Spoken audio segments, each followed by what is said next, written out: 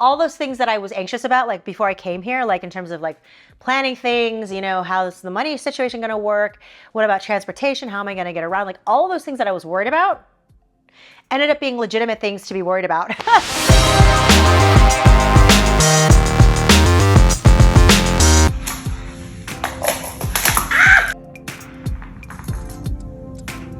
Oh, wait,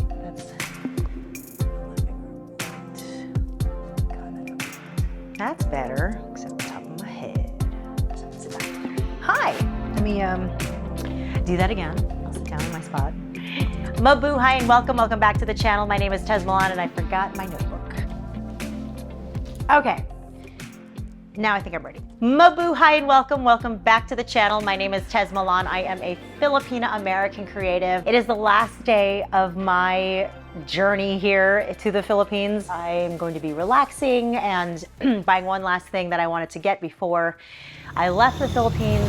Last day in Manila, and I got my lambanog.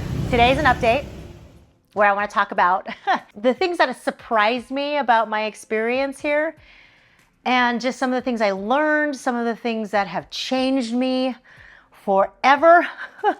Because coming back to the motherland, and especially coming back to the motherland with the intention of reconnecting to the heritage and to the people and to the culture, you know, the mission of this channel, you know, that this trip was essentially to live the mission of this channel to its fullest extent, to up-level that, and that is to learn as much as I possibly can and to share that with you. As you can tell by my voice, I am dealing with recovering from being pretty sick. I made myself really sick when I first got here. I made myself sick with worry, with anxiety. I mean, in that day one video that I filmed, I had talked about how I gave myself a cold sore because I was so stressed out about coming here, not knowing what to expect. I then ended up giving myself a bit of a cough. Luckily, it wasn't COVID. Even though I made myself really super sick, I learned that I was able to maneuver through the Philippines, through the unknowns of the Philippines, a lot better than I expected when I first got here.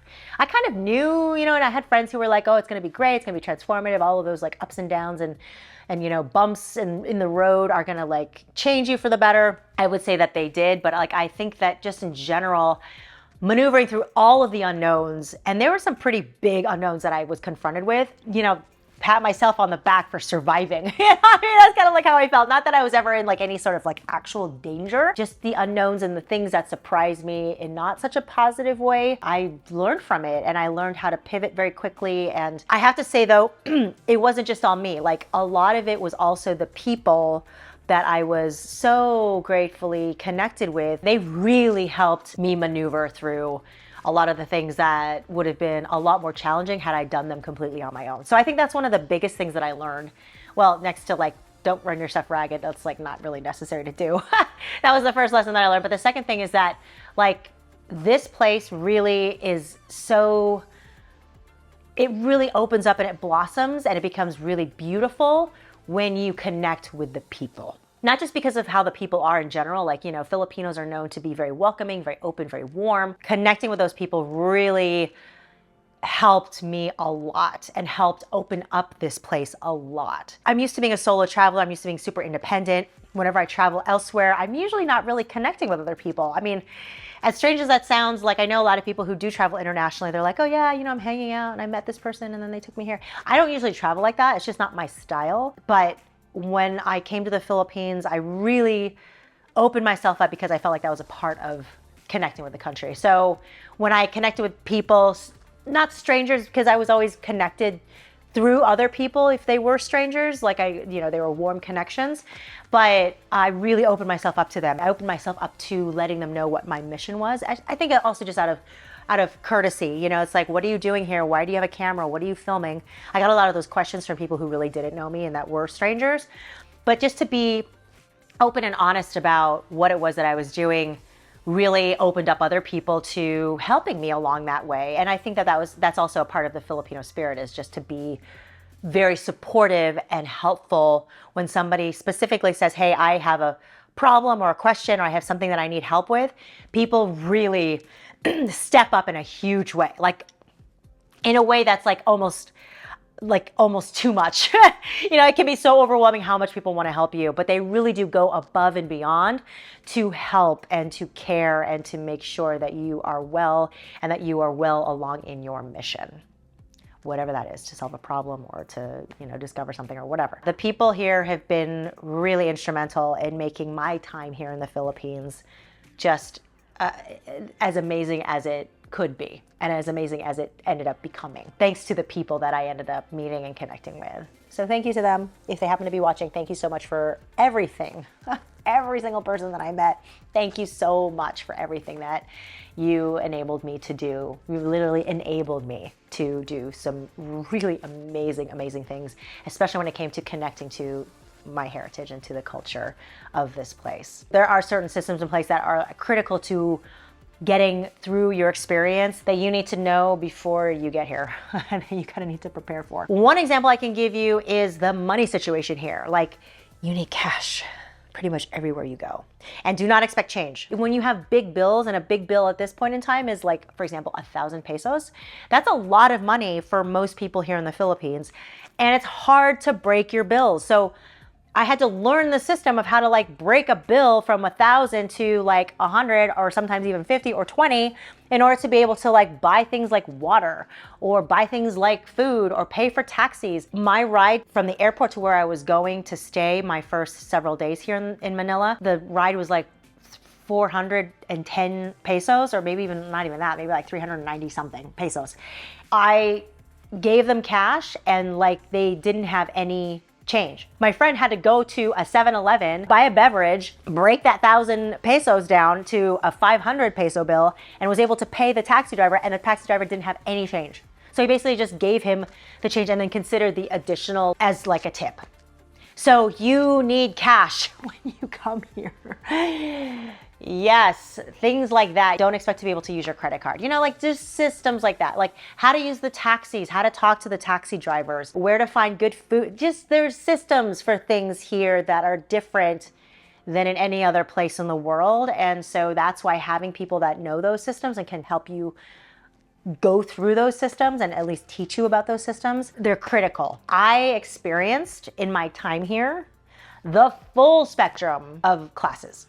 Meaning I experienced the top upper class, like socialite life of the Philippines. And I also experienced absolute abject poverty in terms of just being confronted with it. These different worlds, all the different classes I got to experience here in the Philippines, because these classes live very closely together. Like, for example, right now, I am filming in a part of Manila called BGC, Bonifacio Global City, which is a city that was built specifically for this type of like beautiful, easy, luxurious lifestyle. Like there's a lot of restaurants here that are very nice, a lot of shopping malls that are really, really nice.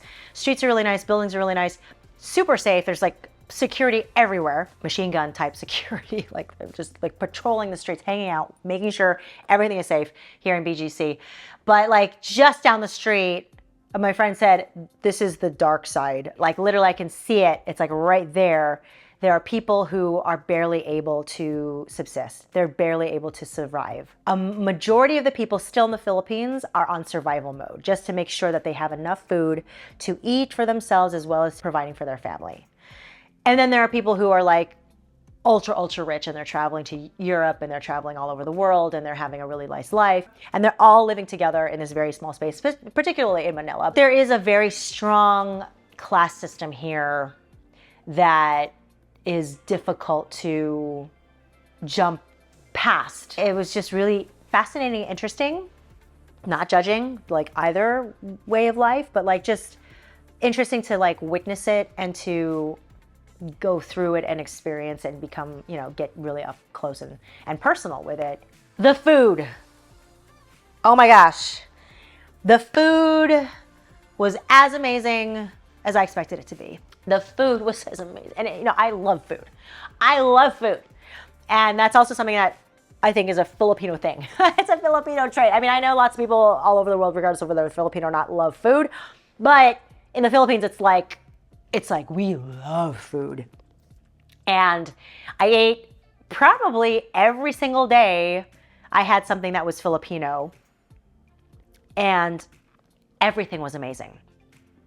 What's very cool about the food culture here in the Philippines, especially right now, is that there is this movement, and it's, you know, it's not like oh, this is really happening right now. Like people, like every time I brought it up, people are like, oh yeah, I guess that's true. What really surprised me and like delightfully surprised me about the way Filipino food is being done here in the Philippines is that there is this movement of like creating fusion, modern twists on traditional dishes. I had so many restaurants that I went to that was like, here's our version of sisig, and instead of it being with like the, you know, traditional ingredients that it's made with, it's like we're adding tofu and we're doing this, you know, so they're having all these really, really cool variations of Filipino food that's making people here enjoy eating the traditional food of the Philippines. I asked most people that I ate with, you know, they all took me to have Filipino food because I think they're like, she's a visitor, she wants to have Filipino food. Most of them are not eating Filipino food. They'll eat it like if they go home or whatever. But I did notice that the places that they took me to when I was having Filipino food, it was always like served in a really nice restaurant, in a restaurant that has a concept that is like hip and sleek and beautiful and exciting, and you want to be there and you want to hang out and you want to eat the food. Manam was awesome with this. Like they have the side where it's like, here's the traditional version. And then on the other side, they had, here's the traditional version with a twist that's modernized, that's like different. We're using different ingredients. We need this in the States. And I think that's what's going to take Filipino food to its star status, is when we start, you know, presenting it in a way that makes it star status. So we need this in the States.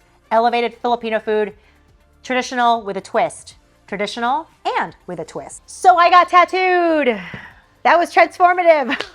My transformative time in the Philippines.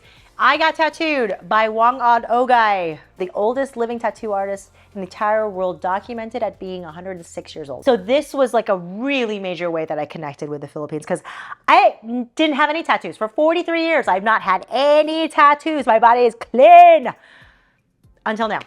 And then of course I get like 2, and they're like on the top of my arm, so like you will never miss them. I will never miss them. I will forever, for the rest of my life, see these things and be like, yes, my Filipino-ness is right here for everybody to see. Of all places, you know, it's like of all places that I'm gonna get my first tattoo, if I'm gonna get any tattoo ever in my entire lifetime, it's gonna be here in the Philippines, and it's gonna be with somebody like Wangad Ogay and the people of her village, whose culture and heritage is really like integrated with this idea of being tattooed. Like being tattooed is like a rite of passage. It's a part of just what you do as a member of this community. And so to participate in that, to be connected to that in this really like intimate, like major permanent way, you know, really, really connects me to the Philippines in a broader way, not just in terms of like that particular tribe, but just in general. Like that's a really cool thing that the Philippines has and can be really proud of. And so to wear it literally for the rest of my life is like something that is like awesome, and that I'm very, very happy that I did during this trip. Yes. I got to meet the creator of Tales of Odyssey. To be able to watch a content creator, I'll just call them creators, because content creators, that diminishes what it is that we actually are doing.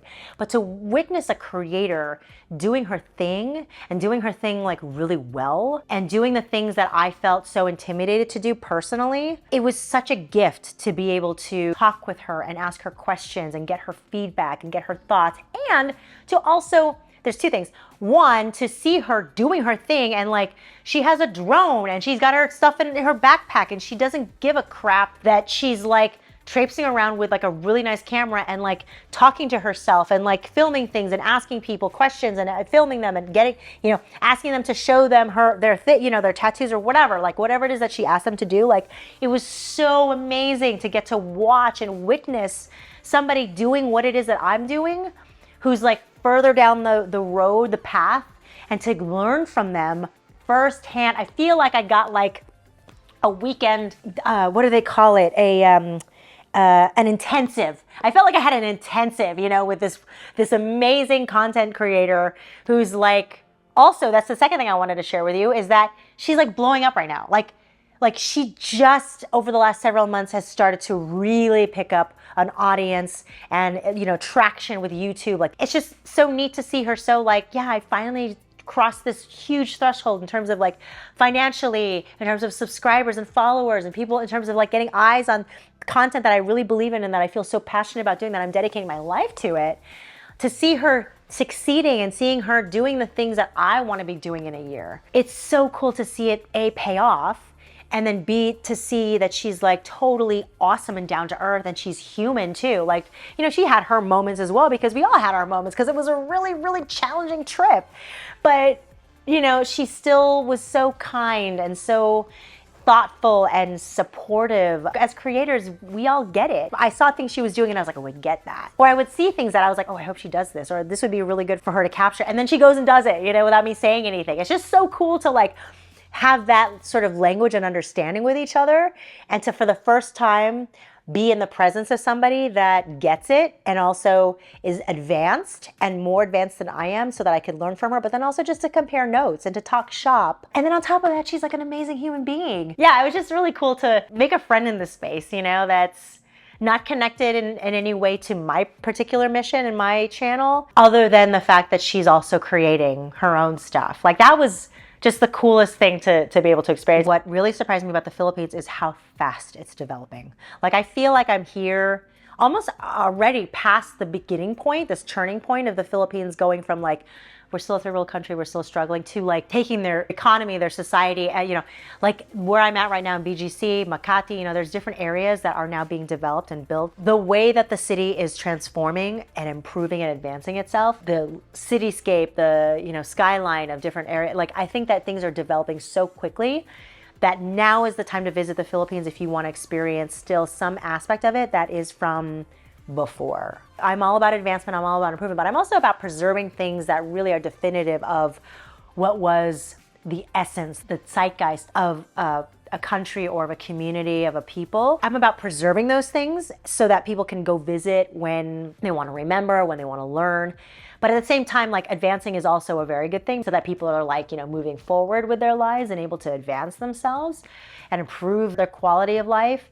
But yeah, I mean, things are happening so quickly and have been happening so quickly that, like, for example, when I visited Cebu, Jacob Mance, who I visited there, he was like, the skyline of Cebu has completely changed over the last 10 years. So even from the time that I was here before, 9 years ago in 2014, like, I really feel that the Philippines has drastically changed, drastically advanced since that time even. And so over the next 1 to 5 to 10 years, this place is going to completely change. And it's going to become more globalized. It's going to become more homogenized. I'm already seeing like so many brands that I know of from the States, which would never have been here even 9 years ago. For example, Krispy Kreme is here now. Coffee Bean and Tea Leaf is here. You know, Starbucks and McDonald's are kind of expected because they're kind of everywhere, but like there are these smaller brands that I'm like really surprised are actually here and in multiple places. People are attracted to that and they want to have a part of that. They want to feel connected to the world at large, but it's also to the detriment of preserving the nuances and the things that make a place very special and different and unique. Like, those things are now going to the wayside in order to make space for the things that will advance them. That was really surprising, just how much the Philippines has changed, how quickly it is changing, and thinking about like where it's headed. And so I just really hope that they do a good job of preserving. I mean, and this is not just the Philippines, but anywhere in the world. Like, I really hope places do a good job of preserving the history and the important monuments and remembrances of times in history and all of that. You know, like, I really hope that they preserve as they're moving forward. But the change and the advancements of the Philippines is something that is happening right now and is really incredible to see, and to just know that that's going to continue to happen as the country moves forward. This happened the last time that I was here in 2014, where I was suddenly very aware of the fact that there are things that Filipinos do here in the motherland, and the way that the Philippines is, like, culturally, like these really funny nuances and things that made me go, oh, this isn't just like some weird quirky thing that just my parents do. This is the whole country that does this. What I realized,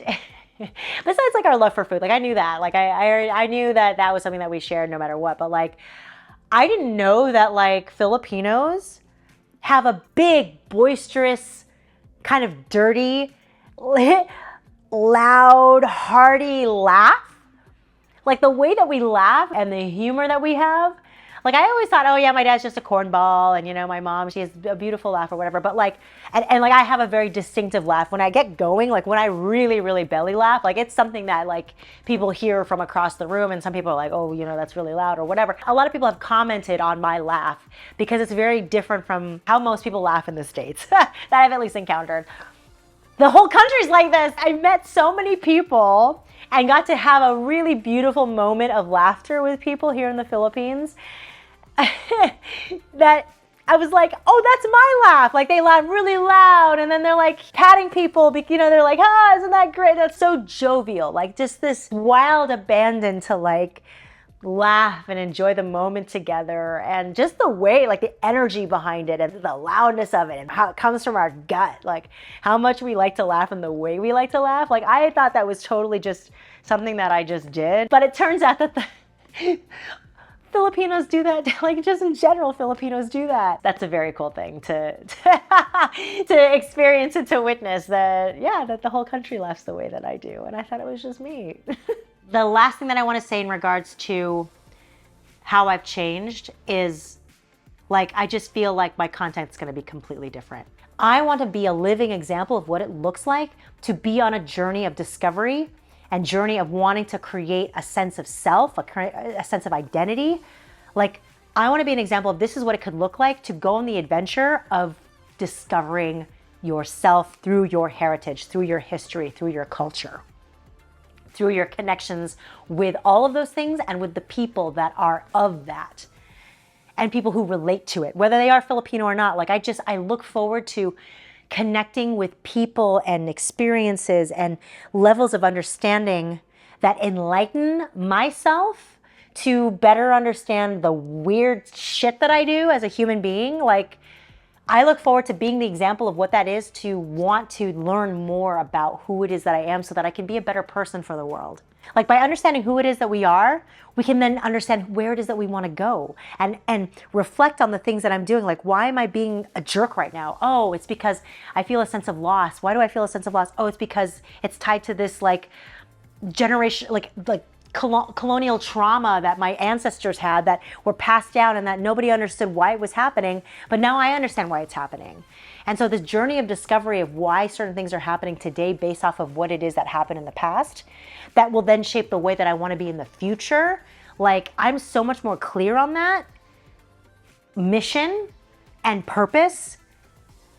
And what's great about it is that it allows for anything to happen, anything great to happen on that journey, on that path to discovery, you know, that incorporates my heritage, but then also just incorporates a way of being, and that we all affect each other in this journey of living and journey of discovery, and to hold that as precious and hold that as sacred, and to understand that that's the purpose behind everything that I do, is to connect with people on that level. My mission is so much more clear, even though it's still evolving and will continue to evolve to the day I die. But like, just this like breath of like, oh yeah, this is why I'm doing what it is that I'm doing and how it's going to affect the way that I create. That's a very cool change that has happened since I went on this trip and this adventure to the Philippines, to the motherland.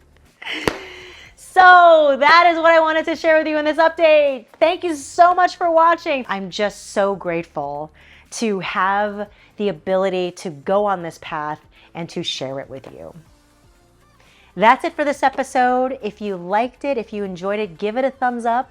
Subscribe to the channel, share it with other people that you know who may be touched by it, who may be, you know, inspired by it. This is what it's about. It's about this life of discovery, of reconnection, of connecting deeper to the human experience. And mine just happens to be as a Filipino-American creative. Thank you again so much for watching. I will see you next week. Paalam. Goodbye.